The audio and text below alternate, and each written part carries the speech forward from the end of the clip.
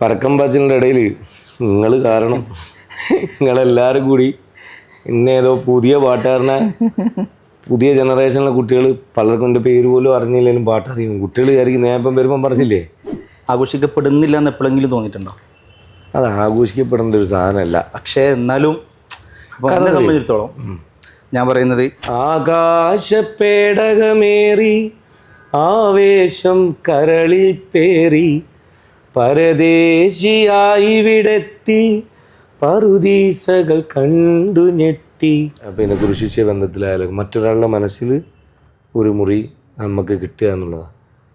എനിക്ക് പഠിച്ചോൻ സഹായിച്ച് 14 ജില്ലയിലും ഓരോ മുറിയെങ്കിലും കിട്ടിയെന്ന് ഞാൻ വിശ്വസിക്കുന്നു.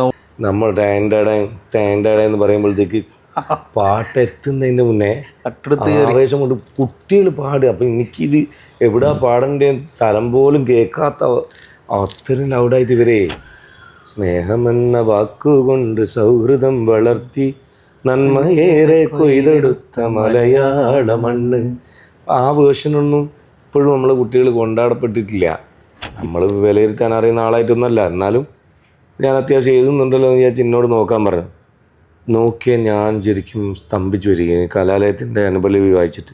പിന്നെ റമൻ സാർ ചെയ്യുന്ന ഒരു പരിപാടി നമ്മൾ നോക്കിയതാണ് ഞാൻ എന്നൊരു ഐഡിയ ഞാൻ ജലാലിനോട് പറയുകയാണ്. അതായത് ബീറ്റുകളെല്ലാം നമ്മൾ റിതം സൈഡെല്ലാം തന്നെ നമുക്ക് ഇന്ന സജഷൻസ് വെക്കാം. ഇന്ന സാധനം വേണ്ടത്. എൻ്റെ സംതൃപ്തിക്ക് വേണ്ടി ഞാൻ ക്രിയേറ്റ് ചെയ്യുന്ന എഴുത്തുകൾക്ക് ഞാൻ 100-100 മാർക്ക് കൊടുക്കാൻ ആഗ്രഹിക്കുന്നുണ്ട്. Hi, it's me Swadiq Perumukham. Next ക്വസ്റ്റ്യനിൽ ഇന്ന് നമ്മുടെ അതിഥി ഞാനൊരു കമൻ്റ് എടുത്ത് പറയാണ്. എൻ്റെ കുട്ടിക്കാലത്തും അയാൾ സ്റ്റാറാണ്, എൻ്റെ കുട്ടിയുടെ കാലത്തും അയാൾ സ്റ്റാറാണ്. ടാപ്പ് റിക്കാർഡിൻ്റെ കാലത്തും VCD വന്നപ്പോഴും DVD വന്നപ്പോഴും ഇപ്പം യൂട്യൂബ് ആണെങ്കിലും ഇൻസ്റ്റാഗ്രാം ആണെങ്കിലും തിജിട്ട് കത്തിച്ചുകൊണ്ടിരിക്കുന്ന ഒരാൾ. നമ്മളൊക്കെ സ്നേഹപൂർവ്വം ഷാഫിക എന്ന് പറയുന്ന പ്രിയപ്പെട്ട ഷാഫി കൊല്ലമാണ് നമ്മുടെ കൂടെ എന്നുള്ളത്. Shafika, welcome. Thank you brother. ഇപ്പോൾ അറിഞ്ഞത് മുഴുവൻ എന്നെ സ്വാഗതം ചെയ്യാനാണെങ്കിൽ ചേരാത്ത പലതും അതിലുണ്ടാവും. നിങ്ങളൊന്നും വിചാരിക്കണ്ട. നമ്മൾ അനിയന്മാരാണ്. നമുക്ക് സന്തോഷം തരുന്ന വാക്കുകൾ പറയുന്നത് ഞാനൊന്ന് ഉഷാറായി ഈ ഇൻ്റർവ്യൂവിൽ ഇരിക്കട്ടെ എന്ന് വിചാരിച്ചിട്ടാണ്. അല്ലെങ്കിൽ ഈ പറഞ്ഞ എല്ലാം എനിക്ക് അർഹതപ്പെട്ടാണോ എന്ന് എനിക്കറിയില്ല. ആണെങ്കിലും അല്ലെങ്കിലും നിങ്ങൾ ക്ഷമയോടുകൂടി ഈ ഇൻ്റർവ്യൂ മുഴുവൻ കേൾക്കാനുള്ള ഒരു ഇത് കാണിക്കണം, സന്മനസ് കാണിക്കണം. കറക്റ്റ് കേട്ടിട്ട് കമൻറ്റ് ബോക്സിൽ കമൻറ്റ് ചെയ്യുക. ഇഷ്ടപ്പെടുകയാണെങ്കിൽ എല്ലാവർക്കും ഷെയർ ചെയ്ത് കൊടുക്കുക. നെക്സ്റ്റ് ക്വസ്റ്റ്യൻ പോരട്ടെ. വേദികളിൽ നിന്നും വേദികളിലേക്ക് ഷാഫി കൊല്ലം എന്ന പാട്ടുകാരന് ആഘോഷിക്കപ്പെടുകയാണ് അല്ലേ? പക്ഷേ എനിക്ക് ചോദിക്കാനുള്ളത്, ഷാഫി കൊല്ലം എന്ന പാട്ടുകാരനേക്കാൾ കൊല്ലം ഷാഫി എന്ന എഴുത്തുകാരനക്ക് ഷാഫിക്ക് എത്ര മാർക്ക് കൊടുക്കുന്നുണ്ട്? നമ്മൾ എന്താ പറയുക, മറ്റുള്ളവരുടെ അഭിപ്രായത്തിന് വേണ്ടി ചെയ്യുന്നതും നമ്മുടെ ആത്മസംതൃപ്തിക്ക് വേണ്ടി ചെയ്യുന്നതും രണ്ടും രണ്ട് തരത്തിലുള്ള ക്രിയേറ്റിവിറ്റിയാണ്. മറ്റുള്ളവരുടെ അഭിപ്രായത്തിന് വേണ്ടി ചെയ്യുന്ന ക്രിയേറ്റിവിറ്റിയിൽ എനിക്ക് മാർക്ക് നിശ്ചയിക്കാനേ കഴിയില്ല. അത് അവർ എങ്ങനെ എടുക്കുന്നു എന്നുള്ളതിനനുസരിച്ചിരിക്കും. എൻ്റെ സംതൃപ്തിക്ക് വേണ്ടി ഞാൻ ക്രിയേറ്റ് ചെയ്യുന്ന എഴുത്തുകൾക്ക് ഞാൻ 100-100 മാർക്ക് കൊടുക്കാൻ ആഗ്രഹിക്കുന്നുണ്ട്. അതെൻ്റെ ആത്മവിശ്വാസമാണ്. അല്ലാതെ അതൊരു തരം അഹങ്കാരത്തിലേക്ക് പോകരുത്. കാരണം അത് എനിക്ക് വേണ്ടി ഞാൻ എഴുതുന്ന സാധനമുണ്ട്. അതിൽ ഞാൻ 100% റബ്ബ് എനിക്ക് തന്ന നിയമത്തിനെ ഉപയോഗപ്പെടുത്തുന്നെന്ന് വിശ്വസിക്കുന്ന ഒരാളാണ്. ജനങ്ങൾക്ക് വേണ്ടി ചെയ്യുന്ന, അവരുടെ താല്പര്യത്തിന് അല്ല അവരുടെ ഉത്ബോധനത്തിന് വേണ്ടിയൊക്കെ ചെയ്യുന്ന, നമ്മുടെ സാമൂഹിക പ്രതിബദ്ധത തീർക്കാൻ വേണ്ടിയുള്ള എഴുത്തുകളിൽ എത്രത്തോളം കഴിവുണ്ട്, എത്രത്തോളം മികവുണ്ട്, എത്രത്തോളം സസ്റ്റെയിൻ ചെയ്തത് പോകുന്നുണ്ട്, എവിടെയൊക്കെ ചർച്ച ചെയ്യപ്പെടുന്നുണ്ട്, അത് അവരുടെ ഹൃദയങ്ങളിലുള്ള ഒരു വിലയിരുത്തലാണ്. എനിക്ക് പറയാനേ പറ്റില്ല. പക്ഷേ പാട്ടുകാരൻ എന്നുള്ള നിലക്ക് ആഘോഷിക്കപ്പെടുമ്പോഴും എഴുത്തുകാരൻ എന്നുള്ള നിലക്ക് ഇപ്പോൾ കറൻ്റ്ലി ആഘോഷിക്കപ്പെടുന്നില്ല എന്ന് എപ്പോഴെങ്കിലും തോന്നിയിട്ടുണ്ടോ? അത് ആഘോഷിക്കപ്പെടേണ്ട ഒരു സാധനമല്ല. പക്ഷേ എന്നാലും ഇപ്പോൾ എന്നെ സംബന്ധിച്ചിടത്തോളം ഞാൻ പറയുന്നത്, പിന്നെ അള്ളാഹുവിനെ കുറിച്ചാണെങ്കിൽ, റസൂലിനെ കുറിച്ചാണെങ്കിൽ, പ്രണയമാണെങ്കിൽ, ഇനി ലൗകിക കാര്യങ്ങളാവട്ടെ അല്ലെങ്കിൽ ഇനി ദുനിയാവിയായ കുറവ് എന്ത് കാര്യങ്ങളായിക്കോട്ടെ, അതിലൊക്കെ ഷാഫിക്ക് എഴുതി വെച്ചൊരു സംഭവമുണ്ട്. അപ്പോൾ എൻ്റെ സംശയം, വളരെ നന്നായിട്ട് വായിക്കുന്ന ആളായിരുന്നു മുമ്പ്? ഇല്ല, ഇല്ല. കേൾക്കുന്ന ആളാണ്. മറ്റുള്ള ആളുകൾ, അറിവുള്ളവരുടെ സദസ്സിൽ ഞാൻ നല്ലോണം വാചാലനാവുന്ന ആളല്ലേ, നീ കാണല്ലേ, നല്ല സംസാരിക്കൂലേ. ഞാനൊരു മൗനിയായി അല്ലെങ്കിൽ ഞാൻ സൈലൻ്റായി വിദ്യാർത്ഥിയായിട്ടിരിക്കുന്ന കാണണമെങ്കിൽ എനിക്ക് അറിവുള്ളവർ എന്ന് തോന്നിയിട്ടുള്ള ആളുകളുടെ സദസ്സിൽ ഞാൻ ഇരിക്കുമ്പോൾ നീ നോക്കിയാൽ മതി. അത് കാണണമെങ്കിൽ ബുദ്ധിമുട്ടായ അതിവിടെ അടുത്തേടെയും അങ്ങനത്തെ ഒരു പേര് എഴുതി വെച്ച ആൾക്കാരെ ക്ഷണിച്ച് മെമ്പർഷിപ്പ് കൊടുത്ത് ചേർക്കുന്ന സദസ്സിലല്ല ഇരിക്കുക. നമ്മൾ ക്വാളിറ്റി കണ്ടെത്തിയിട്ട് കുറേ പ്രാവശ്യം ആട്ടിപ്പായിച്ചാലും എവിടെയും പോകാണ്ട് ഇങ്ങനെ നിന്ന് നമ്മളെ ആ വിചാരിച്ച കാര്യം കേൾക്കുമ്പോൾ ക്ഷമയോടുകൂടി നിന്നിട്ട് ഞാൻ കേൾക്കുന്ന ചില സദസ്സുണ്ട് സൂഫിയാക്കളുടെ. അവിടെ ഇരിക്കുമ്പോൾ അവരെ കേട്ടതിൻ്റെ വളരെ ചെറുപ്പത്തിലിരിക്കുന്നുണ്ട്. വടകര മശൂർ തങ്ങളുടെ സദസ്സിൽ എൻ്റെ കസിൻ ബ്രദർ, മൂപ്പർ ഒരു തസവുഫിൻ്റെ അഹ്ലുകാരിൽപ്പെട്ട ആളാണ്. ഷെയ്ഖുന മടവൂരിൻ്റെ ഒരു എന്താ പറയുക വലിയൊരു മുരീദാണ്. പുള്ളി എന്നെ 7 വയസ്സ് 8 വയസ്സുള്ള സമയത്തൊക്കെ കൊണ്ടുവന്നു അവിടെ. എനിക്കറിയില്ല എന്താണ് അവിടെ സംഭവിക്കുന്നത്. ഒരിക്കൊരു 15 വയസ്സെങ്ങനെയുള്ള സമയത്ത് ഞാൻ പോയപ്പോൾ പിന്നെ നമ്മൾ തന്നെ പോക്കായി. ഫാത്തിഹ വിശദീകരിക്കുന്നുണ്ട് അവിടെ. തലവെരുത്ത് പോയിട്ടുണ്ടൊരിക്കൽ ഞാൻ കേട്ടിട്ട്. ഒരു അലിഫിൻ്റെ ഉള്ളിലും അതുപോലെ ഉമ്മുൽ ഖുർആനായ ഫാത്തിഹൻ്റെ ആദ്യത്തെ ബിസ്മില്ലാഹിർ റഹ്മാനിർ റഹീം എന്നുള്ളതിൻ്റെ അർത്ഥമൊക്കെ ഇത്രയും വലിയ മെസ്സേജുകളുണ്ട്. അത് കാലാനുസൃതമായി ഓരോ മനുഷ്യരോടും സമൂഹത്തിൽ എല്ലാത്തിനോടും സംസാരിച്ചുകൊണ്ടിരിക്കുന്ന ഒരു സംഭവമാണെന്നുള്ളത് അത്ഭുതത്തോടെ കേട്ടിരിക്കുക. ഇത്തരം സദസ്സുകൾ ഒരുപാട് പോയിരിക്കാനുള്ള സൗഭാഗ്യം ഉണ്ടായിട്ടുണ്ട്. ആ കേൾവി ആണ് എന്നെ സംബന്ധിച്ചിടത്തോളം എനിക്ക് എന്തെങ്കിലും എഴുതാൻ വേണ്ടിയിട്ടുള്ളൊരു പ്രചോദനമായിട്ടുള്ളത്. വേറെ പ്രത്യേകിച്ച് വായന മടിച്ചിട്ടാണ് വായിക്കാതെ, ഇഷ്ടമില്ലായിട്ടല്ല, വായിച്ചിട്ടുണ്ട്. എന്താ പറയുക, ബാലമംഗളം അങ്ങനത്തെ എൻ്റെ ഫാൻറ്റസി, അതായത് ചെറുപ്പം മുതലേ ഈ പറഞ്ഞ നമ്മളുടെ അല്ലാത്ത ലൈഫുകളില്ലേ, അതിനെ ഈ ടി വിയിലും മറ്റും കാണുമ്പോൾ ഭയങ്കര കൗതുകമാണ്. ഞാൻ അവിടെ വെച്ച എൻ്റായിപ്പോയ കഥയാണ് ഒരു സിനിമ സീരിയലാണെങ്കിൽ പോലും ഇതിന് ബാക്കി ഞാൻ സങ്കല്പിക്കും എൻ്റെ മൈൻഡിൽ. ആ കഥാപാത്രത്തിന് ഓടിച്ചിട്ട് അയാൾക്ക് ഇന്നതുപോലെ ഇന്നടുത്ത് ഇങ്ങനെ ചെയ്താൽ അങ്ങനെ ഉണ്ടാവും. അങ്ങനത്തെ സാധനങ്ങൾ ഇപ്പോൾ ഉള്ളത് കൊണ്ട് ചിത്രകഥകൾ ഇങ്ങനെ വായിക്കും. അതൊക്കെ വായിച്ചിരുന്നു. മുറതെറ്റാതെ വാരികകൾ ആഴ്ചയിൽ വാങ്ങി വായിച്ചു. ഭയങ്കരമായ സാഹിത്യങ്ങൾ അങ്ങനത്തെ ഇതൊന്നും വായിക്കുന്നു. വായനാശീലത്തിനെ പറ്റി ചോദിക്കാനുള്ള കാരണം, ഞാൻ നിങ്ങളുടെ ആദ്യത്തെ 1-2 ഇൻ്റർവ്യൂ കണ്ടിരുന്നു, കുറേ മുമ്പ് കണ്ടാണ്. അത് പിന്നെ റിവ്യൂ ചെയ്ത സമയത്ത് അതിൽ നിങ്ങൾ വാചാലം വന്നൊരു സംഭവം ഉണ്ടല്ലോ, നിങ്ങളെ പറ്റി തന്നെ പറയുന്ന സംഭവം, അത് പഴയതാണ് കേട്ടോ, വളരെ പഴയതാണ്. നിങ്ങൾ പിന്നെ സുന്ദരനീവൻ ഗസലയൊക്കെ പാടിക്കഴിഞ്ഞ ഉടനെ ഉള്ള ഒരു ഇൻ്റർവ്യൂ ആണ്. അപ്പോൾ അതിൽ നിങ്ങൾ വിശദീകരിക്കുന്നത് കേൾക്കുമ്പോൾ ഒരിക്കലും സാധാരണ ഒരു ഓട്ടോ പണി എടുത്ത ഒരാൾ അല്ലെങ്കിൽ പന്തൽ പണിക്കൊക്കെ പോയ ഒരാൾ, അപ്പോൾ നമ്മൾ കാണുന്ന സ്വാഭാവികമായിട്ടും ഒരു പക്ഷേ നമ്മൾ നെഗറ്റീവായിരിക്കാം, അങ്ങനത്തെ ആളുകൾക്ക് പിന്നെ അറിവ് കുറവായിരിക്കും എന്നുള്ള നെഗറ്റീവ് കൊണ്ടായിരിക്കാം ഞാൻ എൻ്റെ മൈൻഡിൽ വന്നത് വളരെ പേഴ്സണലായിട്ട് ചോദിക്കുകയാണ്.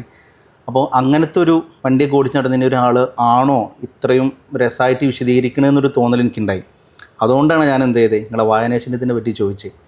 അപ്പോൾ നിങ്ങൾ വളരെ ചെറുപ്പത്തിൽ ഇങ്ങനത്തെ സദസ്സുകളിൽ മജ്ലിസുകളിൽ ഇരിക്കുന്നുണ്ട് എന്നുള്ളതാണ്. അത് മാത്രമല്ല, മജ്ലിസിലിരിക്കുമ്പോൾ നമുക്ക് കിട്ടുന്ന ആത്മീയ തലത്തിലുള്ള കുറച്ച് സംഭവമാണ് അതിൻ്റെ വേറൊരു വേർഷനാണ് ഭൗതികത. ഓക്കെ, അതല്ലാത്ത നമുക്ക് പൊതുവായി അറിയേണ്ട കാര്യങ്ങൾ എങ്ങനെ അറിയുന്നു അല്ലെങ്കിൽ എങ്ങനെ അതിനെ വാക്കുകളിൽ കോർത്തിണക്കാൻ പറ്റുന്നു എന്ന് ചോദിച്ചാൽ, വായന അക്ഷരങ്ങളെ വായിക്കൽ മാത്രമല്ല, നമ്മളെ മനസ്സിലാക്കിയ ഒരു സുഹൃത്തിനെ അവരുടെ മുഖത്ത് നിന്ന് മനസ്സ് വായിക്കാൻ പഠിക്കുക.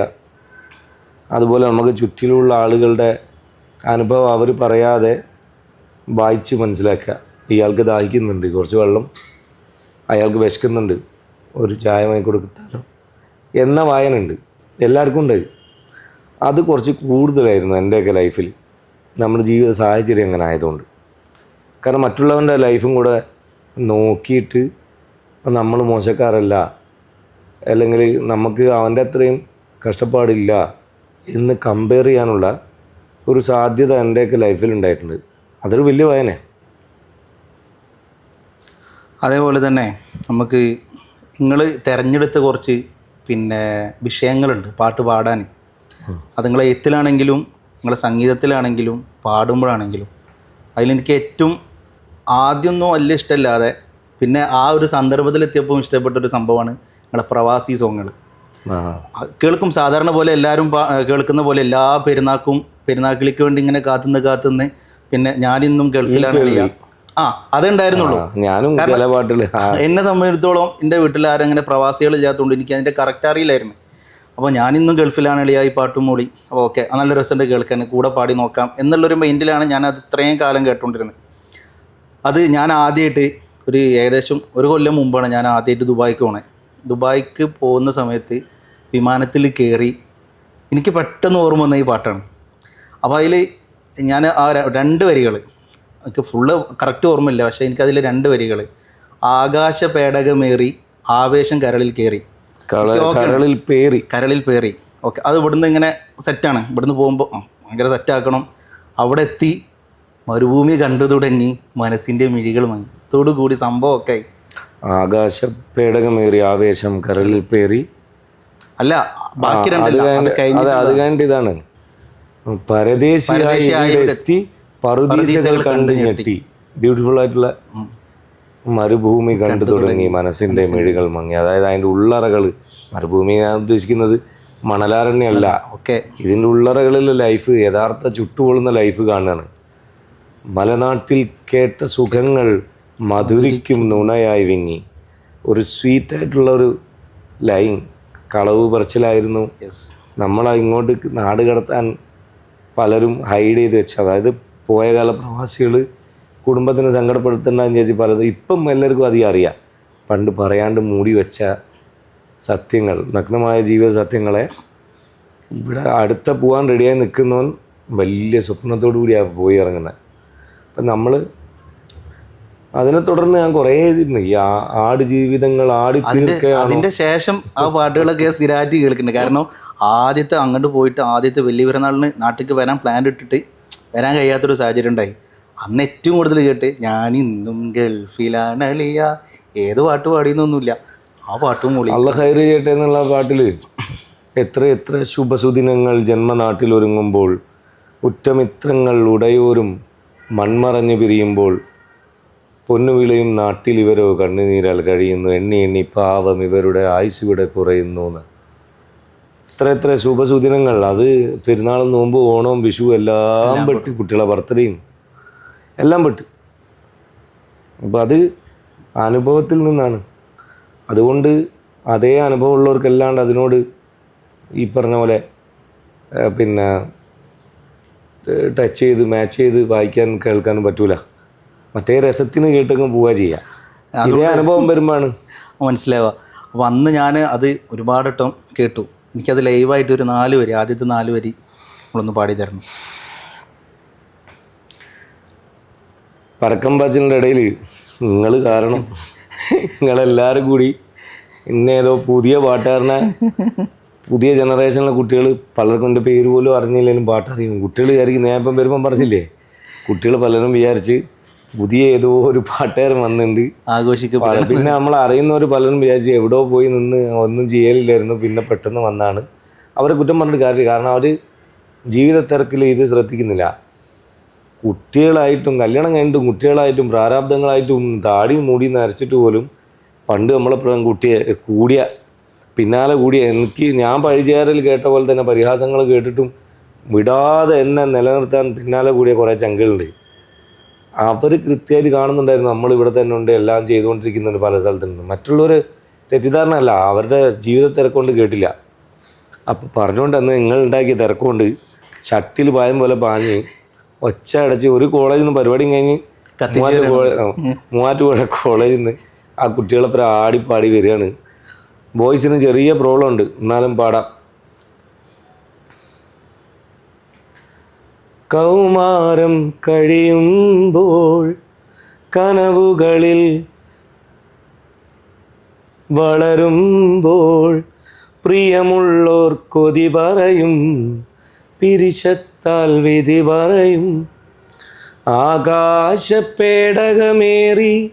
ആവേശം കരളിൽ പേറി പരദേശിയായി വിടെത്തി പറുദീസകൾ കണ്ടു ഞെട്ടി മരുഭൂമി കണ്ടു തുടങ്ങി മനസ്സിൻ്റെ മിടികൾ മങ്ങി മലനാട്ടിൽ കേട്ട സുഖങ്ങൾ മധുരിക്കും നുണയായി വിങ്ങി നിങ്ങൾക്കായി ഞങ്ങളെടുത്തൊരു വിധിയാ പ്രിയരേ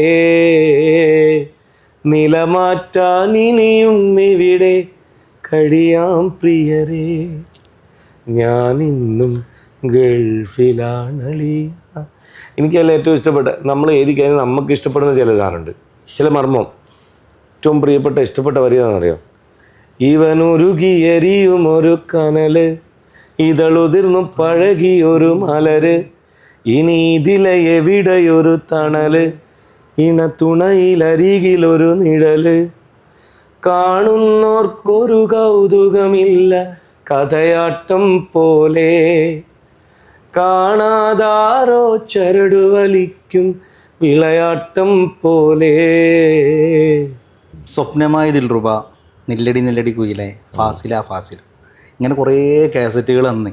ഇപ്പോൾ എനിക്ക് ഓർമ്മയുണ്ട്, ഒരു ഏകദേശം ഒരു 7 കൊല്ലം മുമ്പാണ് ഞാൻ ആദ്യമായിട്ട് ഷാഫിക്ക വാടകയ്ക്ക് താമസിക്കുന്ന ഒരു വീട്ടിൽ വന്ന സമയത്ത് ഷാഫിക്ക എന്നെ ആദ്യമായിട്ട് കാണാണ്, ഞാനും ആദ്യമായിട്ട് കാണാണ്. ഷാഫിക്ക കുറേ കാസറ്റുകൾ, നമ്മളെ ഓല കാസറ്റുകളുടെ ആ ഒരു പെട്ടി കൊണ്ടുവന്നാണ്ട് കാണിച്ചെന്ന്. അപ്പോൾ ഞാനെന്തോ ഒരു തിസീസിൻ്റെ ആവശ്യാർത്ഥമാണ് വന്നത്, മാപ്പിളപ്പാട്ടിൻ്റെ പരിണാമങ്ങളെക്കുറിച്ചുള്ള ഒരു പഠനാവശ്യാർത്ഥം വന്നായിരുന്നു അന്ന്. അപ്പോൾ ഷാഫിക്ക കുറേ സാധനങ്ങൾ കാണിച്ചെന്ന്. അപ്പോൾ അതൊക്കെ ഓർമ്മകളായിട്ടാണോ നിൽക്കുന്നത്? ഇനി അതല്ല, അതുപോലത്തെ ഒരു കാലം, ആ ഒരു കാലം ഉണ്ടല്ലോ എന്ന് പറഞ്ഞാൽ കാസറ്റിൻ്റെ കാലം, അത്രക്കും ആഘോഷിക്കപ്പെടുന്നൊരു കാലം ഇനിയും തിരിച്ചു വരണം എന്നാഗ്രഹിക്കുന്നുണ്ടോ? ഷാഫിക്കിനെ സംബന്ധിച്ചിടത്തോളം പേഴ്സണലി ഞാൻ ചോദിക്കുന്നത്. ടെക്നോളജി വളർന്നതുകൊണ്ട് ഒരുപാട് തൊഴിലവസരങ്ങളുണ്ട്. പിന്നെ മനുഷ്യൻ്റെ ഷോർട്ട് ലൈഫല്ലേ, അതിൻ്റെ ഇടയിൽ പോയ കാല ജനറേഷൻ കൂടുതലൊന്നും ലോകത്തെ കാണാതെ മനസ്സിലാക്കാതെ പൊലിഞ്ഞു പോയി. പക്ഷേ അവർക്ക് ആ ഉള്ളത് ഗംഭീരമായിരുന്നു എന്നുള്ളത് വേറൊരു സത്യം. നമുക്ക് ടെക്നോളജി ഒരു ചെറിയ ലൈഫിൽ ഒരുപാട് ദൂരം ലൈഫിനെ മനസ്സിലാക്കി അത് ആസ്വദിച്ച് സന്തോഷത്തോടെ ജീവിച്ച് മരിക്കാനുള്ള സാധ്യതകൾ ഉണ്ടാക്കി തരുന്നുണ്ട്.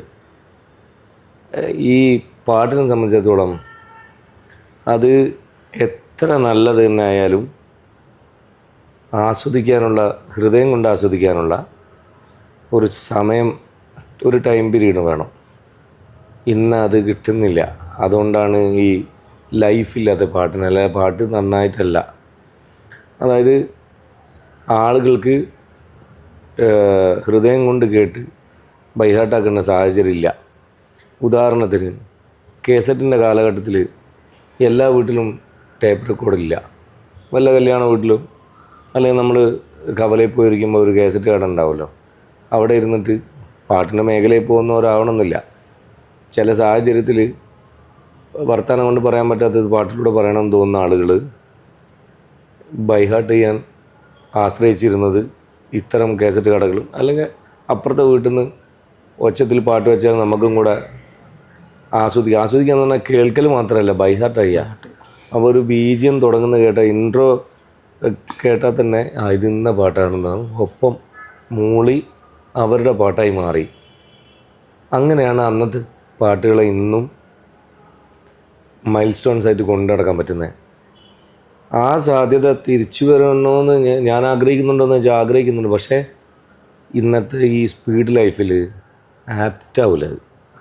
കാരണം കുട്ടികൾക്ക് ഉൾക്കൊള്ളാൻ പറ്റില്ല. അവരുടെ കൈവെള്ളയിൽ മലയാളത്തിൽ തന്നെ വിവിധ കാറ്റഗറി സോങ്സ്, വേൾഡിലെ, ഇന്ത്യയിൽ തന്നെ വിവിധ സംസ്ഥാനങ്ങളിലെ സോങ്സ്, വേൾഡിലെ വിവിധ കാറ്റഗറി സോങ്സ്, ഇൻഡിവിജ്വൽ ആൽബങ്ങളുടെ അയ്യറുകളി, ഇതെല്ലാം അവൈലബിലിറ്റി കൂടുതലാണ്. അപ്പോൾ ഇവർക്കിത് ഒരു ദിവസം എല്ലാം കൂടെ കേട്ട് ആസ്വദിക്കാൻ പറ്റില്ല. അപ്പോൾ ഒരു മിനിറ്റോളം ഒന്ന് കേട്ട്, ഷോർട്ടായി കിട്ടുന്നത് കേട്ട് അതൊന്ന് ആസ്വദിച്ച് നല്ലതാണെന്ന് തോന്നിയാലൊരു പിറ്റേന്ന് ഒരു യാത്രയിലോ അല്ലെ പിന്നീട് ഒരിക്കലോ കേൾക്കും. അടുത്ത കൊല്ലാകുമ്പോഴത്തേക്ക് അതിനേക്കാൾ മികച്ചത് അതേ ആർട്ടിസ്റ്റ് തന്നെ ചിലപ്പം കൊടുക്കും, അല്ലെങ്കിൽ വേറെ എവിടെ നിന്നെങ്കിലും വന്ന് കിട്ടും. അപ്പോൾ അത് ഹൃദയത്തിൽ സ്റ്റോർ ചെയ്യാൻ പറ്റുന്നില്ല. ഇവരുടെ അടുത്ത് പോയിട്ട് നമ്മൾ കാസറ്റിൻ്റെ കാലത്തേക്ക് നിങ്ങൾ വാ, കാസറ്റ് വാങ്ങിച്ച് കേട്ട് കുറച്ച് അവിടെ ഇരിന്ന് പറഞ്ഞാൽ അവർ ചോദിക്കില്ലേ, ഇത്രയും ഫെസിലിറ്റി ഉള്ളപ്പം ഞാനെന്തിനാണ് പിന്നെ ഇതിൻ്റെ പിന്നാലെ പോയി കാസറ്റ് പൈസ കൊടുത്ത് കാസറ്റിന് ഒന്നുമില്ല, മിനിമം ഏറ്റവും ലോക്കൽ വാങ്ങുകയാണെങ്കിൽ തന്നെ 15-20 ഉറുപ്പ് കൊടുക്കണ്ടേ. ഇവിടെ ഒരു 20 ഉറുപ്പ് റീചാർജ് ചെയ്താൽ ഇത്ര GB കുത്തിരുന്ന് കേട്ട് തീർക്കാം, ഒരു ലൈബ്രറി കേട്ട് തീർക്കാം. അപ്പം സാധ്യതകൾ കൂടുന്തോറും എല്ലാ മേഖലേൻ്റെ അല്ല, ഇതുപോലുള്ള വാല്യുബിൾ ആയിട്ടുള്ള കലാമേഖലേൻ്റെ ആസ്വാദന മികവ് കുറയാണ്. അപ്പോൾ നമ്മൾ ആഗ്രഹിക്കും അറിയാതെ കാസറ്റ് കാലം ഉണ്ടായിരുന്നെങ്കിൽ. പിന്നെ നമുക്കത് എങ്ങനെ ആഗ്രഹിക്കണമെന്നില്ല, നമ്മൾ ആ കാലം കൊണ്ടാടി എന്നുള്ളതിൽ അഭിമാനിക്കുക. അതിനോട് കൂടെ തന്നെ ഒരു ചോദ്യം, ഞാൻ നേരത്തെ പറഞ്ഞൊരു ഇൻ്റർവ്യൂ കേട്ടുന്നു, അതിൽ തന്നെ നിങ്ങൾ പറഞ്ഞിട്ടുണ്ട് കിനാവ് എന്ന് പറയുന്ന ഒരു വർക്കിൻ്റെ പ്രൊഡ്യൂസറായിട്ടാണ് നിങ്ങൾ വന്നതെന്ന്. അതെ. പക്ഷെ എന്തുകൊണ്ടാണ് പിന്നീട് ഷാഫി കൊല്ലം എന്ന ഒരു കലാകാരൻ്റെ പേരിൽ ഒരു പ്രൊഡക്ഷൻ കമ്പനി ഇല്ലാതിരുന്നത്? കമ്പനി നമ്മളെ സുഹൃത്തുക്കളെല്ലാം നല്ല രീതിയിൽ ചെയ്തുകൊണ്ടിരിക്കുമ്പോൾ ഇപ്പം നമ്മൾ SR മീഡിയ ആയാലും ഗാലറിഷൻ ആയാലും മെല്ലിയന ആയാലും ഓറഞ്ച് മീഡിയ അങ്ങനെ കുറേ ഇല്ലേ, നമ്മളെ താൽബോയ്സ് ആയാലും എല്ലാവരും നമ്മളെ സുഹൃത്തുക്കൾ തന്നെ നല്ല മികച്ച രീതിയിലാണ് കൊണ്ടുനടക്കുമ്പോൾ 1 by 1 ആയിട്ട് ഇവിടെ ഇല്ലെങ്കിൽ അവിടെ എന്ന് വെച്ച് നമുക്ക് വർക്കുകൾ കിട്ടുന്നുണ്ട്. പിന്നെ ഇൻഡിവിജ്വൽ ആൽബത്തിൻ്റെ സിംഗിൾ പാട്ടുകൾ ആൽബമായി മാറിയ കാലം ഈ സമീപകാലം ഒരു 6-7 കൊല്ലത്തിനിടയിൽ, ആ സമയത്ത് ഞാൻ തന്നെ ചെയ്ത് സ്പോട്ടിഫൈയിൽ കുറേ ഇട്ടിട്ടുണ്ട്. ഞാൻ നേരത്തെ പറഞ്ഞ ആളുകളാണ് അത് ആസ്വദിച്ചിട്ടുള്ളൂ എന്നുള്ളത് വലിയൊരു സത്യമാണ്. ഇപ്പം ഈ ഒരു ഹരത്തിൽ ഈ ഒരു വൈറൽ സാധനത്തിൻ്റെ അകത്ത് പലരും പോയി ഇപ്പോൾ റീൽസിനും ഇതിനൊക്കെ വേണ്ടി സെർച്ച് ചെയ്യുന്നതായിട്ട് ഞാൻ കണ്ടു. അതുവരെ അനങ്ങിയിട്ടില്ലേ. കാരണം അത് ഞാൻ നേരത്തെ പറഞ്ഞ പോലെ ജീവിതത്തിറക്കി പൊട്ടുപോയ ആളുകൾ വിചാരിച്ച് നമ്മൾ പിന്നീട് വർക്കൊന്നും ചെയ്യുന്നില്ല. CD കാണുന്നത് അന്ന് നമ്മൾ വർക്കിറങ്ങിയ പുറത്ത് കാണാം, അല്ലെങ്കിൽ ലോക്കൽ ചാനലിൽ വീട്ടിൽ TV വെക്കുമ്പോൾ എവിടെയെങ്കിലും കാണാം. ഇന്ന് നമ്മൾ പ്രത്യേകം ഇൻട്രസ്റ്റ് എടുത്ത് സെർച്ച് ചെയ്താൽ മാത്രമാണ് ഒരു ആർട്ടിസ്റ്റ് എന്തൊക്കെ ചെയ്തു എന്ന് കാണുള്ളൂ. അതിൻ്റെ കുഴപ്പം കൊണ്ടാണ് ഞാൻ പിന്നീട് എൻ്റെ പ്രൊഡക്ഷനിലൊന്നും ഇറക്കിയിട്ടില്ല എന്ന് തോന്നിപ്പോയത് സാധിക്കുന്നടക്കം. കാരണം നമ്മൾ ചെയ്യുന്നുണ്ട്. ഒരുപക്ഷെ മാർക്കറ്റിങ്ങിൻ്റെ ഒരു അതെ മാർക്കറ്റിങ്ങിൻ്റെ പ്രശ്നമായിരിക്കില്ല. അതെ, അത് പിന്നെ ഞാനിപ്പോഴും ഈ ജനറേഷന് വേണ്ടി പാട്ട് ചെയ്യുക എന്നുള്ള ലെവലിലേക്ക് ഇങ്ങോട്ടേക്ക് വന്നിട്ടില്ല. അതിന് വേറെ ആളുകളുണ്ടല്ലോ എന്ന് ആ കാലത്ത് മനസ്സിലാക്കി ചെയ്യുന്നവരുണ്ടല്ലോ എന്നുള്ളത് കൊണ്ടും ഞാൻ അതിലേക്ക് ഇറങ്ങി പുറപ്പെട്ടാൽ അത് ബോറാവും എന്നുള്ള ബേജാറുണ്ടും ആ പരീക്ഷണം നടത്തിയിട്ടില്ല. പിന്നെ അവരായിട്ട് കൊളാബ് ചെയ്യുകയാണെങ്കിൽ ചിലപ്പോൾ നന്നാവും. നമ്മളവരും കൂടെ കൂടുമ്പോൾ ഒരു സാധനം നമ്മൾ പണ്ട് ദിലേ ഫാത്തിമ അങ്ങനെയായിരുന്നല്ലോ എന്ന് പറഞ്ഞാൽ അത് അന്ന് കൊളാബ് എന്നുള്ള വാക്കൊന്നുമില്ല. പക്ഷേ പിന്നെ റഹ്മാൻ സാർ ചെയ്യുന്ന ഒരു പരിപാടി നമ്മൾ നോക്കിയതാണ് ഞാൻ എന്നൊരു ഐഡിയ ഞാൻ ജലാലിനോട് പറയുകയാണ്. അതായത് ബീറ്റുകളെല്ലാം നമ്മൾ റിതം സൈഡെല്ലാം തന്നെ നമുക്ക് ഇന്ന സജഷൻസ് വെക്കാം, ഇന്ന സാധനമാണ് വേണ്ടത്. പിന്നെ മൈക്കിൾ ജാക്സൻ്റെ ബീറ്റ് ബോക്സ് ഒക്കെ കേൾപ്പിച്ച് കൊടുത്തിട്ട് ഈ ബീറ്റിലുണ്ടായ നന്നാവും, ഇന്നത് വേണം, പഞ്ചാബി സ്റ്റൈൽ കുറച്ച് വേണം, കുറച്ച് മൃദംഗം കൈമണി അതുപോലെ എന്താ പറയുക ആ സ്റ്റൈല് ഒരു നമ്മളൊരു ക്ലാസിക്കൽ കേൾക്കുന്ന പക്ക കേരളീയ തനിമയുള്ള ഇൻസ്ട്രുമെൻ്റൽ പരിപാടികൾ വരെ അതിനകത്തുണ്ട്. സ്നേഹമെന്ന വാക്കുകൊണ്ട് സൗഹൃദം വളർത്തി നന്മയേറെ കൊയ്തെടുത്ത മലയാള മണ്ണ്. ആ വേർഷനൊന്നും ഇപ്പോഴും നമ്മളെ കുട്ടികൾ കൊണ്ടാടപ്പെട്ടിട്ടില്ല. ഇപ്പുറത്തെ ഒരു കഷ്ണം 5 മിനിറ്റിലുള്ള സാധനം മാത്രമാണ് ദിലേ ഫാത്തിമ എന്ന് എല്ലാവരും വിചാരിക്കുന്നത്. ആ കേസറ്റിനകത്ത് പോയി നോക്കിയാൽ കടലിലിറങ്ങിയ പോലെ ഏരിയുണ്ട്. അപ്പം അന്നെടുത്ത അതേ പരിപാടി പിന്നെ ഇന്ന് വേണമെങ്കിൽ ഈ കുട്ടികളുടെ കൂടെ ഞാൻ ചെയ്യുമ്പം നടന്നേക്കാം. പക്ഷേ എനിക്കിപ്പോഴും ഇഷ്ടം 90s ആ ടൈപ്പ് ഓഫ് ലിറിക്സ് മ്യൂസിക്കൊക്കെ ചെയ്യണം. ശരിക്കും അതും ഇന്ന് നടക്കുന്നതും ഒരു ഗിയർ ഷിഫ്റ്റിംഗ് അല്ലേ? ഞാൻ ചോദിക്കാൻ കാരണം അതിൽ തന്നെ പിന്നെ എന്താ പറയുക തിരിശത്തിൻ കാലത്ത് അതേപോലെ തന്നെ ലൈല അതൊക്കെ നിങ്ങൾ പറഞ്ഞ പോലെ ആ ബീറ്റിലേക്ക് ആക്കി മാറ്റിയപ്പോൾ അതുവരെ വളരെ സിമ്പിളായിട്ട് ഒരുപാട് ഒച്ചപ്പാടും ബഹളമൊന്നും ഇല്ലാതെ അങ്ങനത്തെ പാട്ടുകൾ ഇങ്ങനെ ആസ്വദിച്ച് കേട്ടിരുന്ന ഒരാൾ. അപ്പോൾ ഞാനടക്കം നമ്മളിങ്ങനെ കേൾക്കുമ്പോൾ സുന്ദരി നീ വന്നു ഗസലായി, അപ്പോൾ നമ്മളിങ്ങനെ കേൾക്കുകയാണ് സിമ്പിളായിട്ട്. അത് ദിൽഹെ ഫാത്തിമയ്ക്ക് എത്തിയപ്പോൾ ആ ഗസലിൻ്റെ കൂടെ തന്നെ നമ്മൾ എന്തുണ്ട്, സുന്ദരി നീ വന്നു ഒരു നല്ലൊരു നമ്മളെ കയ്യും കാലിട്ട് അടിക്കുന്ന രൂപത്തിലേക്ക് മാറി. അതേ സംഭവമാണ് ഇപ്പോഴത്തെ കാലത്ത് നിങ്ങൾ വീണ്ടും എൻ്റെ ഒരു തോട്ടാണ് ഞാൻ പറയുന്നത്. പല റാപ്പുകളും അതേപോലെ തന്നെ വളരെ ഭയങ്കരമായിട്ടുള്ള ലൗഡ് മ്യൂസിക് ഇട്ട് കേട്ട് തമ്പിച്ചിരിക്കുന്ന കുട്ടികളുടെ ഇടയ്ക്ക് വീണ്ടും പഴയ ആ ഒരു എന്താ പറയുക ഒരു കാം സിറ്റുവേഷൻ അങ്ങ് കയറി കൊളുത്തിയതല്ലേ? ശരി, നിങ്ങൾക്ക് അങ്ങനെ തോന്നിയോ? ആയിരിക്കും. അത് നമുക്ക് ഒരു ദിവസം സീരിയസ്ലി ഒരു ദിവസം നമുക്കിപ്പോൾ ഉള്ള കുട്ടികളില്ല ആസ്വാദകർ, എൻ്റെ മക്കളുടെ പ്രായം അതിൻ്റെ താഴെ പ്രായമുള്ള നമുക്ക് മെസ്സേജൊക്കെ ചെയ്ത് എനിക്ക് കമൻറ്റ് ചെയ്യണം, നിങ്ങളെ പാട്ട് ഞാൻ പാടി പോസ്റ്റ് ചെയ്തിട്ടുണ്ടെന്നൊക്കെ പറയുന്ന കുഞ്ഞുങ്ങളില്ലേ, അവരോട് ചോദിച്ചാൽ അവർ പറയണ എൻ്റെ മറുപടി അവർക്ക് അങ്ങനെ ഫീൽ ചെയ്തിട്ടാവണം. ഇന്ന് ഞാനൊരു രസകരമായ മൂവാറ്റുപുഴ നിർമ്മല കോളേജാണ് ഇപ്പോൾ ലാസ്റ്റ് ചെയ്ത് വരുന്നത്. അവിടെ ഈ സൗണ്ട്സിന് എനിക്ക് കുറച്ച് സ്ട്രെയിൻ ചെയ്യേണ്ടി വന്നിട്ടുണ്ടാകും. എല്ലാവർക്കും നല്ലത് കിട്ടണമെന്നില്ല, ആരെയും കുറ്റം പറഞ്ഞിട്ട് കാര്യമില്ല. ചില ദിവസം അങ്ങനെ ഈ സ്ട്രെയിൻ ചെയ്യുമ്പം ഞാൻ എന്നെ മറന്നുപോയി എന്ന് പറഞ്ഞാൽ നാളെ പരിപാടി ഉണ്ടെന്നുള്ള കുട്ടികളുടെ ആവേശം കണ്ടിട്ടേ ഞാൻ ആ വീഡിയോ ഒരു 5-6 പാട്ട് പാടിയത് വീഡിയോ കഷ്ണമായിട്ട് ഗ്രൂപ്പിൽ സ്നേഹപ്പെട്ട് കൊണ്ടുപോയിട്ടിട്ട് ഞാൻ പറഞ്ഞു, എനിക്കൊരു സംശയമുണ്ട്, ഒരു ക്യാമ്പയിൻ കേരളത്തിലെ കോളേജുകളിലൊക്കെ നടക്കുന്നുണ്ട് എന്ന് പറഞ്ഞാൽ നമ്മൾ ചെല്ലുന്നതിന് മുന്നേ ഈ ലിസ്റ്റ് മുഴുവൻ ട്യൂഷൻ പോലെ പഠിപ്പിച്ചു കൊടുക്കാൻ കുട്ടികൾക്ക് പഠിപ്പിച്ചു കൊടുക്കാൻ ആരെങ്കിലും പോകുന്നുണ്ടോ? കാരണം ഇപ്പോൾ അവർ പാടി ഞാൻ കോറസ് പാടുന്ന വരികളെ. അതായത് ഞാനിപ്പം ഉദാഹരണത്തിന് പറയാം, നമ്മൾ ടാൻഡാഡ എന്ന് പറയുമ്പോഴത്തേക്ക് പാട്ടെത്തുന്നതിൻ്റെ മുന്നേ ആവേശം കൊണ്ട് കുട്ടികൾ പാടുക. അപ്പം എനിക്കിത് എവിടാ പാടേണ്ട സ്ഥലം പോലും കേൾക്കാത്ത അത്രയും ലൗഡായിട്ട് ഇവരെ. അപ്പം ഇത് നമ്മൾ പട്ടുകൊടുത്തുനിന്ന് പാടിയാൽ മതി, ബാക്കി കുട്ടികളാണ് ആ നിലക്ക് ഇവരെ മൈൻഡിൽ എവിടെ നിന്ന് എത്തിയെന്ന്. ഇതിപ്പോൾ ആ കോളേജിലത്തെ കണ്ടിട്ട് നമ്മളെ മലബാർ കോളേജാണല്ലോ മലക്കോലത്തിലേക്ക് ജുപ്പിയ കൂട്ടിക്കൊണ്ടേ എന്നെ അവിടെ. അപ്പോൾ ആ പിള്ളേരുടെ അടുത്തുനിന്ന് കണ്ടിട്ട് പെട്ടെന്ന് ഇവർ വീട്ടിൽ പോയി പഠിക്കുകയല്ലേ അല്ല, പെട്ടെന്ന് ആ കുട്ടികളും ഞാൻ ചെല്ലുന്നെന്ന് പറഞ്ഞിട്ട് ബൈഹാട്ടാക്കാൻ പറ്റും. അത് 1-2 ആളാണ് നമുക്ക് അങ്ങനെ വിശ്വസിക്കാം. ഒരു കോളേജ് മൊത്തം ഇതിപ്പം വേറൊരു ഉദാഹരണം കൂടെ അതിൻ്റെ ഇടയിൽ സംഭവിച്ചത് എന്നോട് ചേർത്ത് പറയേണ്ടതാ. സന്തോഷമുണ്ട്, നമ്മളെ ഈ ഡേറ്റിൽ വിളിച്ചിട്ട് അവർ നിശ്ചയിച്ച് പോയ ഡേറ്റാണല്ലോ, നമ്മൾ പെട്ടെന്ന് ഈ ഹൈപ്പ് സോഷ്യൽ മീഡിയ ഹൈപ്പ് ഉണ്ടാകുന്നത്. അപ്പോൾ ആ ഡേറ്റിന് പോകാൻ പറ്റില്ല. പിള്ളേരെന്താക്കിയ ഒരു വയലിനിസ്റ്റിനെ വിളിച്ചിട്ട് അയാളെ കൊണ്ട് നമ്മളെ പാട്ട് വായിപ്പിച്ച് ബാക്കി കുട്ടികൾ വയലിനിസ്റ്റ് പാടുന്നുണ്ട്.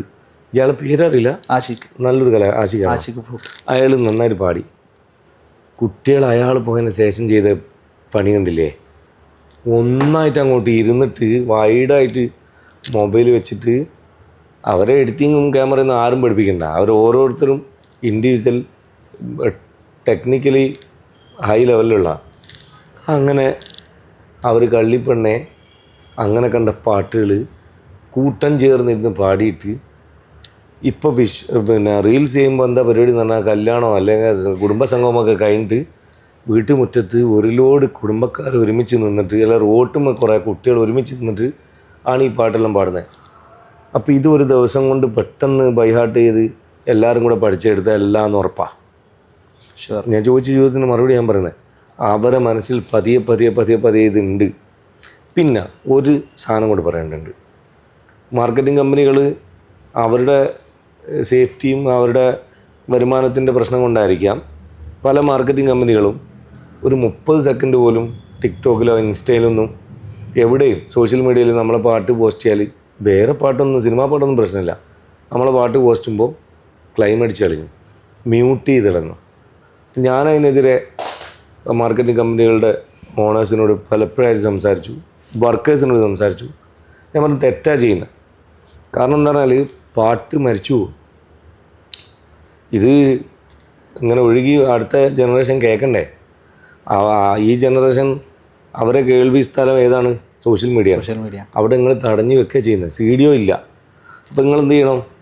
ഒരു 30 സെക്കൻഡ് ഇപ്പോഴും അത് ചെയ്തിട്ടില്ലാതെ വൈറ്റ് ലിസ്റ്റ് ചെയ്തിട്ടില്ലാതെ കമ്പനി മുതലാളിമാരോടും വർക്കേഴ്സിനോടും എനിക്ക് പറയാനുള്ളത്, നിങ്ങൾക്കും നല്ല ലാഭമുള്ള പരിപാടിയില്ല. കാരണം ഈ കഷ്ണം സെർച്ച് ചെയ്തിട്ട് നമ്മൾ നേരെ അതിൻ്റെ ഡിസ്ക്രിപ്ഷനിൽ ലിങ്ക് ആഡ് ചെയ്ത് കൊടുത്തിട്ട് സെർച്ച് ചെയ്ത് പോയി കഴിഞ്ഞാൽ താഴെ നമുക്ക് യൂട്യൂബിൽ എപ്പോഴും കാണാം കമൻറ്റ് ബോക്സിൽ റീലിൻ്റെ കഷ്ണം കണ്ട് വന്നവരുണ്ടോ, അപ്പോൾ ഒരു 1K 2K എല്ലാം ലൈക്കായിരുന്നു.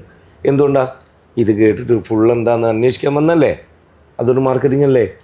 പിന്നെ എന്തിനാണ് ഈ കെട്ടിപ്പൂട്ടി വെക്കുന്നത്? എന്നിട്ടും കെട്ടിപ്പൂട്ടി വെക്കുന്നുണ്ടെങ്കിൽ എല്ലാവരെയും ഞാൻ പറയുന്നില്ല, ആർക്കൊക്കെയോ നമ്മളുടെ കാലത്തിൻ്റെ പാട്ടിനെ പുതിയ ജനറേഷനിലേക്ക് എത്തണ്ട എന്നുള്ള പിടിവാശി ഉണ്ട്.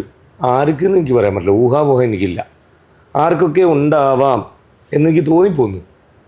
ഇപ്പോഴും ടിക്ടോക്കിലൊക്കെ കുട്ടികൾ ആവേശത്തോടു കൂടി കൊണ്ടുപോയിടും, പെട്ടെന്ന് പോവും, ഇത് മ്യൂട്ടായി പോന്നു. ഇപ്പോൾ നമ്മൾ ഇതുവരെ സംസാരിച്ചതൊക്കെ ഇപ്പോഴത്തെ ചെറിയ മക്കൾ കൊണ്ടാടുന്നതും അതേപോലെ എൻ്റെ അത്ര വയസ്സുള്ള 90 ആ കാലഘട്ടത്തിലുള്ള ആൾക്കാർ കൊണ്ടാടിയതാണ്. 90 വയസ്സോ? 90 കാലഘട്ടത്തിലുള്ള, അങ്ങനെ പറ.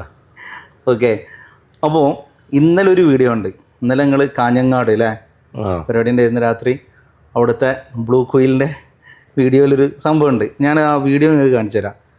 അതിൽ നമ്മളൊന്ന് കണ്ടിട്ട്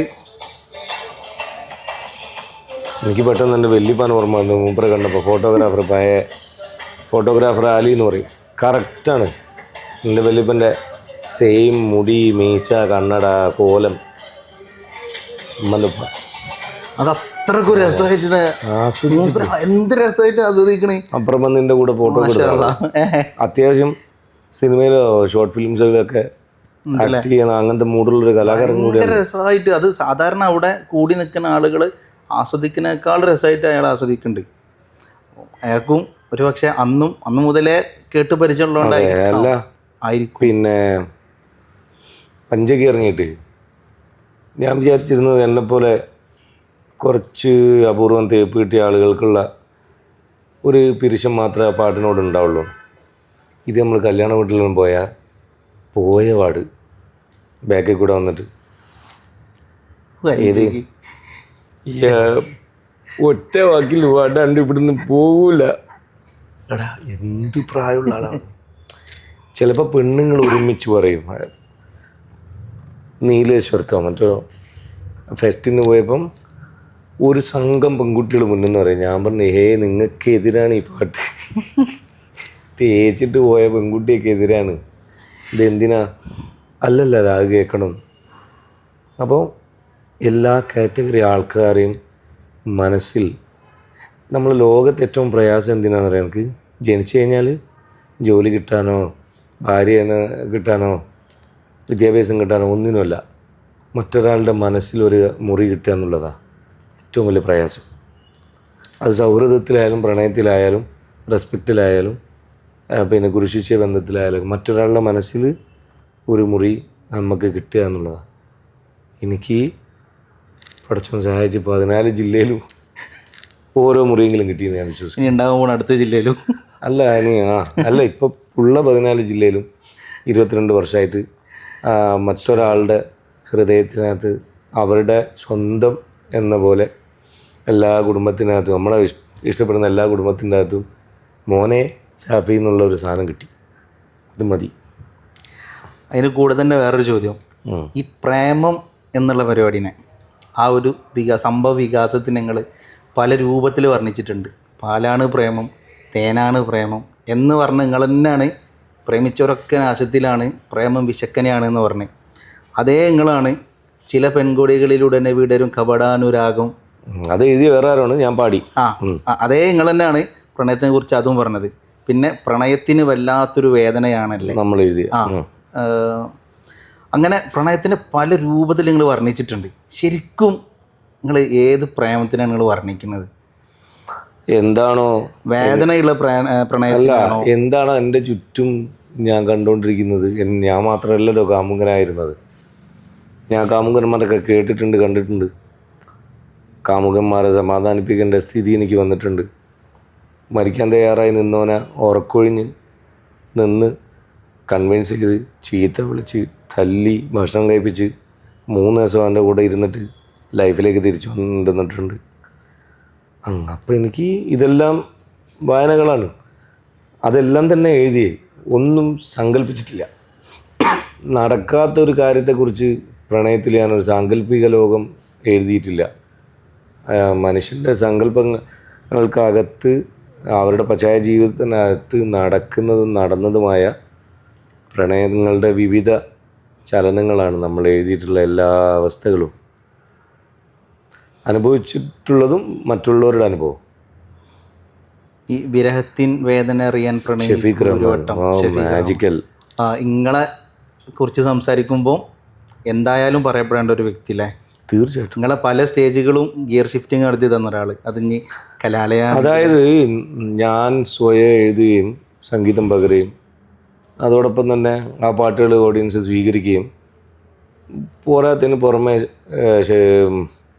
ആശിർ വടകര എഴുതി നമ്മൾ പാടുന്നത്, ഫൈസൽ എഴുതി നമ്മൾ പാടുന്നത്, ഫൈസൽ അപ്പോൾ വരുന്നേ ഉള്ളൂ, ജലീൽ കബാബ് എഴുതി നമ്മൾ പാടുന്നു, പിന്നെ അങ്ങനെ പലരും എഴുതി നമ്മൾ പാടുന്നതും നമ്മൾ എഴുതി പാടുന്നതും ഒക്കെ ഇങ്ങനെ ജനങ്ങളുടെ മൈൻഡിൽ പിന്നെ കച്ചവട വിപണന മേഖലയിലൊക്കെ ഇങ്ങനെ കുതിച്ച് നിൽക്കുമ്പം ഒരു ചെറുപ്പക്കാരൻ വരികയാണ്. എൻ്റെ അടുത്ത് കുറച്ച് വരികളുണ്ട്. അപ്പം ഇത് ഷറഫ് പറയുന്ന ഒന്ന് നോക്ക് ഷാഫി, നമ്മൾ വിലയിരുത്താൻ അറിയുന്ന ആളായിട്ടൊന്നുമല്ല, എന്നാലും ഞാൻ അത്യാവശ്യം എഴുതുന്നുണ്ടല്ലോ എന്ന് വിചാരിച്ച് എന്നോട് നോക്കാൻ പറഞ്ഞു.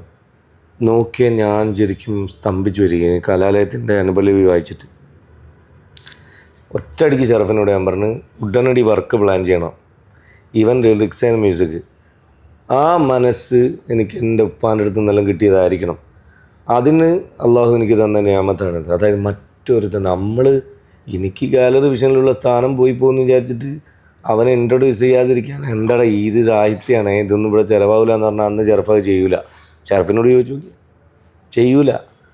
ഞാൻ അപ്പം തന്നെ പറയുന്നു, ഇത് കിടിലം വരികൾ മോനെ, കമ്പയർ ചെയ്യാൻ ഞാനോ ആശിരോ ആരുമായിട്ട് കമ്പയർ ചെയ്താൽ എത്തൂല അത്. കാരണം അത് വേറെ ഇട്ട് കിടക്കുന്ന വേറെന്തോ സാധനമാണ്. അടിപൊളി റൂട്ട്. സിമ്പിളാണെന്ന് വെച്ചാൽ സിമ്പിളാണ്, സാഹിത്യമാണോ എന്ന് വെച്ചാൽ സാഹിത്യമാണ്. ഇരുന്ന് സംസാരിക്കാനുണ്ടോയെന്ന് വെച്ചാൽ ഇഷ്ടം പോലെ പറയാനുണ്ട്. ജീവിതം ഒരു പൂന്തോണി, ആ തോണിയിൽ അക്കരെ ഒഴുകാൻ നീയും വരുമോ തോഴി. സൂഫിസുണ്ട്. ഫിലോസഫിക്കലി കണ്ടാൽ അങ്ങനെയായി, സാധാരണ ലൈഫിലേക്ക് ഭൗതിക ലൈഫിൽ കൊണ്ടുവന്ന് അങ്ങനെയായി. അത് അവൻ തന്നെ പാടിയപ്പോൾ എന്ത് ഭംഗിയാണ്. അത് ഷഫീഖ് എന്ന് പറയുന്ന പ്രതിഭാധരൻ നമുക്ക് സമ്മാനിച്ച പാട്ട്, ഞാൻ മാത്രമല്ല വേറെ പലർക്കും സമ്മാനിച്ച പാട്ടിൽ ഇവിടെ നമ്മുടെ ഫ്യൂച്ചർ ഒന്നും കൂടെ ബ്രൈറ്റായി. ഈ പറഞ്ഞ പോലെ നെക്സ്റ്റ് ഗിയറിലേക്ക്, നെക്സ്റ്റ് സ്റ്റെപ്പിലേക്ക് നമ്മളെ കൊണ്ടെത്തിച്ച് എല്ലായിടത്തും കലാലയം പാടുന്നതിന് മുമ്പേ അവനെക്കുറിച്ച് പറഞ്ഞ് ഞാൻ പറയുന്നുണ്ട്, പാട്ട് ആര് പാടിയാലും ക്ലിക്ക് ചെയ്യുന്നു. എനിക്കത് കിട്ടിയത് എൻ്റെ ഭാഗ്യം. അതിലേക്ക് എന്നെ സെലക്ട് ചെയ്തതിന് പിന്നെ ഞങ്ങളൊരു കെമിസ്ട്രി. ഷഫീഖിൻ്റെ പാട്ട് വേറെ പലരും പാടിയിട്ടുണ്ട്. അതിൽ ഏതെങ്കിലും ഒരെണ്ണം പെട്ടെന്ന് നിങ്ങൾക്ക് പറയാനോ അല്ലെങ്കിൽ മറ്റുള്ളവർ പാടുന്ന കേൾക്കാനോ എൻ്റെ അറിവിൽ കണ്ടിട്ടില്ല. അതേ സ്ഥാനത്ത് ഞാനും അവനും ചേർന്നപ്പോൾ ഉണ്ടായ പാട്ടുകൾ മുഴുവൻ ഇപ്പോഴും, ഞാനും നിസാറും ചേർന്നപ്പോൾ ഉണ്ടായ വടകര നിസാറിൻ്റെ പാട്ട് വേറെയും പലരും പാടിയിട്ടുണ്ട്. ഇവിടെ ആരെങ്കിലും ആഘോഷിക്കപ്പെടുന്നതായിട്ടോ റീൽസിലോ ഞാൻ കാണുന്നില്ല. എൻ്റെ കാഴ്ച കുറവാണെന്നറിയില്ല. എന്നാൽ ഞങ്ങൾ തമ്മിൽ ഇരുന്നപ്പോൾ ചില കെമിസ്ട്രി അങ്ങനെയാണ്. ഞങ്ങൾ തമ്മിൽ അവരെഴുതി ഞാൻ പാടി, അത് ആ സാധനങ്ങളെല്ലാം തന്നെ ഞാനും ആശുറായാലും ആശുറിൻ്റെ പിന്നെയും മറ്റുള്ളവർക്ക് വേണ്ടി എഴുതിയത് പലതും ഇപ്പോഴും ജനങ്ങൾ ഓർക്കപ്പെടുന്ന പാട്ടുകൾ തന്നെയാണ്. ഇവർ രണ്ടാളതും പറയുമ്പോൾ ഞങ്ങൾ ഒരുമിച്ചപ്പോൾ ഉണ്ടായ അത്രയും പിന്നെ ജനങ്ങളുടെ മനസ്സിലേക്ക് കയറിയ അത്ര ലിസ്റ്റുകൾ ഉണ്ടായതായിട്ട് കാണുന്നില്ല വേറെ. അതൊരു നിയമത്താണ്.